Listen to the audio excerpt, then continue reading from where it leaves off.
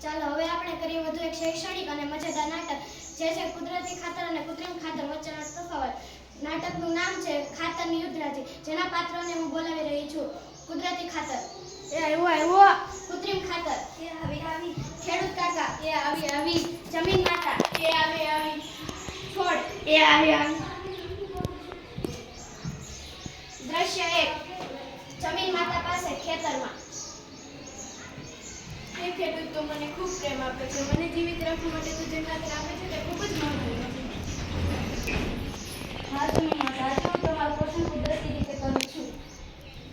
હું આવી ગયો છું. હું તમારો બધાનો હમદર્દ છું. હું ગોબર, પાંદડા, કમ્પોસ્ટ જેવિક પદાર્થોથી ભરેલું કુદરતી ખાતર છું. જમીનને મીઠું અને સૂકું પણ ઠીક રાખું છું. હા, એ તો મને વર્ષોથી જ તંદુરસ્ત રાખે. દ્રશ્ય 2. કૃત્રિમ ખાતરની એન્ટ્રી. નમસ્તે, હું છું કૃત્રિમ ખાતર. હું ઝડપથી કરીને વાપરનારો ખાતર. મારી થાપથી જ પાક ઝડપથી ઉગે છે. પણ ભાઈ, તું જમીન માટીનું સંતુલન બગાડે છે. હા, એ વાત તો સાચી જ છે, પણ હું ઓછા દિવસમાં વધુ ઉત્પાદન કરાવું છું. મારો વધારે ઉપયોગ ના કરો. જ્યારે તમે મારો વધારે ઉપયોગ કરો છો ત્યારે હું બીમાર થઈ જાઉં છું. મારી જીવસૃષ્ટિઓ નાશ પામે છે. જીવાત ભૂખી મરે છે.